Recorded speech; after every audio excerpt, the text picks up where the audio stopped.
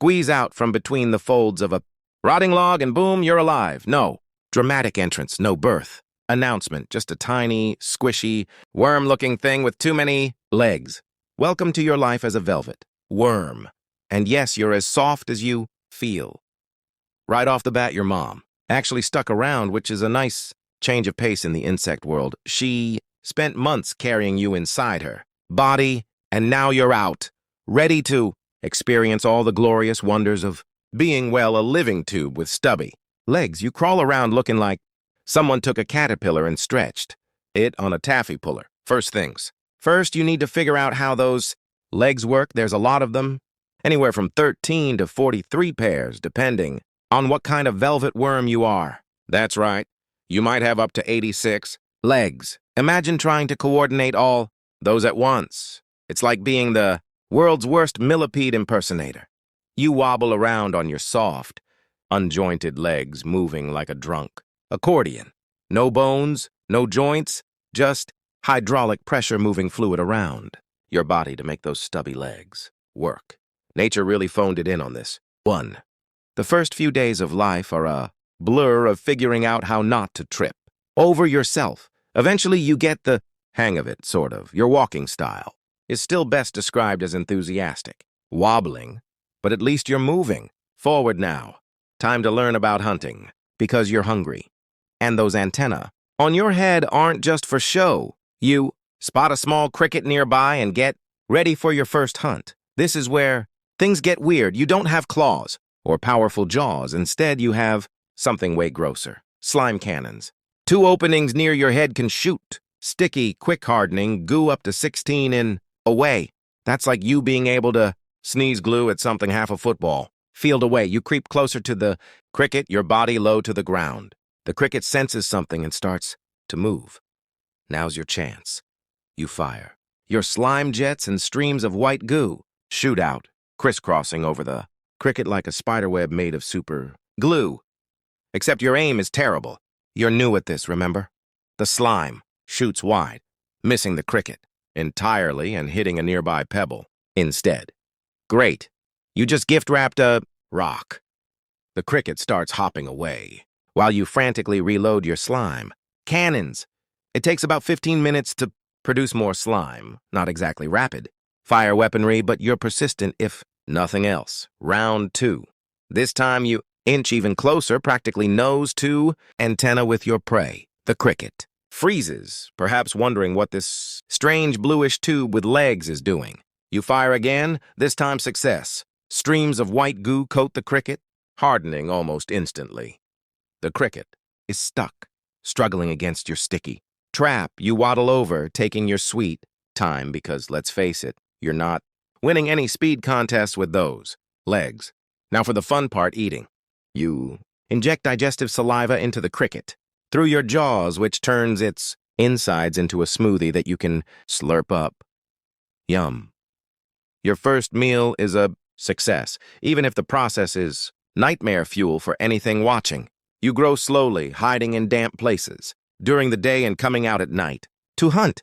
The forest floor is your kingdom as long as that kingdom is dark, wet, and filled with rotting things. You avoid light because your soft body would dry out faster than a towel in the desert.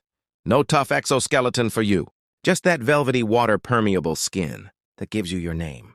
One night, you're slimming your way through the leaf litter when suddenly the ground shakes. A torrential downpour begins, turning your normally damp environment into a full-on swimming pool. Water rushes through your habitat, creating tiny rivers between the rocks and logs. For most bugs, this would be a disaster. But for you, it's more like a water park.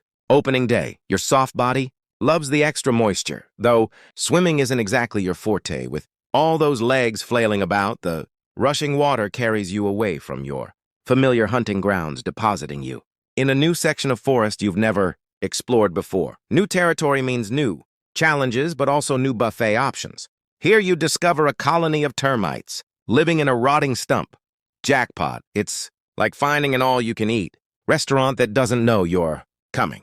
You spend the next few nights gorging yourself on termites, shooting slime with reckless abandon, creating what looks like the aftermath of a tiny Glue factory explosion. You spend most of your time under rocks, inside rotting, logs, or among the leaf litter where it's nice and humid. This isn't exactly the glamorous life of soaring eagles or roaming lions. Your daily commute is literally moving from one piece of decaying wood to another, living the high life. At some point, you notice other velvet worms around. Some are smaller, some larger, but all equally squishy and leg-heavy. You're not exactly a social butterfly or social velvet worm in this case. You mostly ignore each other except when it comes to food. If prey is scarce, things can get ugly. Bigger velvet worms might decide smaller ones look like a nice meal. And, unfortunately, you're not the biggest slime shooter in the forest. Months pass, and you continue growing. You mole your soft outer layer from time to time, shedding it like an old sweater that's gotten too tight. Each time you're vulnerable until your new skin hardens a bit. During these molts, you hide in the dampest, darkest spots you can find, hoping nothing finds you while you're literally caught with your pants down. After about a year or so, you reach adulthood. If you're a female, you're probably bigger than the males around. You, size queens, the lot of you. If you're a male, you're smaller, but still have all the slime shooting skills needed to survive.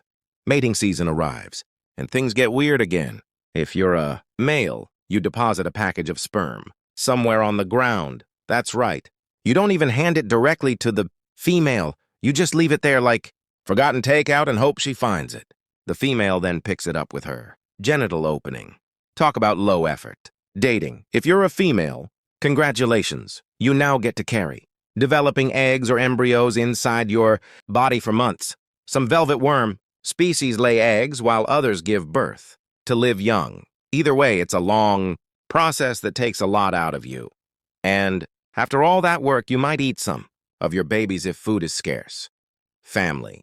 Dinner takes on a whole new meaning. Years go by and you continue your squishy existence. You've survived rain that could drown you, dry spells that could dehydrate you, and countless predators that would love to have you for lunch.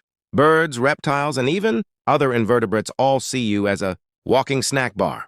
Your only defenses are hiding, running away slowly, and shooting slime. It's not much, but it's gotten you this far. Your typical day goes something like this. Wake up at dusk, crawl around looking for food, shoot slime at anything smaller than you, eat, avoid being eaten, find a new damp spot to hide, sleep. Repeat for the next 5 to 7 years if you're lucky. Enough to live that long. It's not exactly the material for an action-packed movie. As you get older, your slime shooting accuracy might improve, but your body starts to wear down. Those many legs don't move as quickly as they used to. Your once vibrant blue or orange or brown velvet skin, depending on your species, starts to fade. Hunting becomes harder and avoiding becoming someone else's dinner takes more effort. One night, as you're hunting, you notice something moving nearby. It's bigger than you, and it's spotted you first. You try to retreat to the safety of a nearby log, but your aging legs aren't as coordinated as they once were. The predator, maybe a small reptile or a large spider, moves in. You fire your slime cannons in desperation, but the predator is too quick. It's got you now. In your final moments, you might reflect on your life as a velvet worm, all those crickets you liquefied and slurped, all those damp logs you called home, all those legs you somehow managed to coordinate. It wasn't glamorous, it wasn't fast-paced, but it was yours. And now you're about to become an inside-out smoothie yourself. The circle of life, velvet worm style. And just when you think it's all over, the predator suddenly drops you. A larger predator has appeared and your would-be killer decides it's not worth sticking around. You slither away, missing 2 legs but otherwise intact. Turns out today is not the day you become someone's protein shake. You crawl back to your log, leaving a trail of blue blood behind you. Yes, your blood is actually blue. The one cool thing about being a velvet worm. As you recuperate in your damp sanctuary, something extraordinary happens. Your missing legs begin to regenerate. Slowly, but surely tiny buds form where your legs once were. Over time, they grow into fully functional, if slightly smaller, replacement legs. It's like having a built-in spare parts kit. Not Many creatures can regrow body parts, but you've got that superpower tucked away in your squishy arsenal. The seasons change and you've somehow survived another year. You're practically ancient in velvet worm years. Now, your once vibrant color has faded to a pastel version of its former glory. Your slime doesn't shoot quite as far as it used to, but you've learned a thing or two in your time crawling through the forest floor. You've survived floods, droughts, predators, and even that one time you accidentally slimmed yourself and spent 3 days stuck to a leaf. You feasted on hundreds of insects, produced dozens of offspring, some of which you may or may not have eaten during tough times, and explored at least 20 square FT of forest, an epic journey by velvet worm standards as you settle into a particularly cozy spot in a rotting log for what might be your final rest. You reflect on your strange existence. You never climbed a mountain, swam an ocean, or flew through the sky. But you mastered the art of moving 86 legs in harmony, shot slime with the precision of a tiny, soft marksman, and survived in a world where almost everything wanted to eat you. There's probably a lesson here about perseverance or luck or the unpredictability of life, but honestly, you're too busy being relieved that all 86 of your legs are still attached to your body too.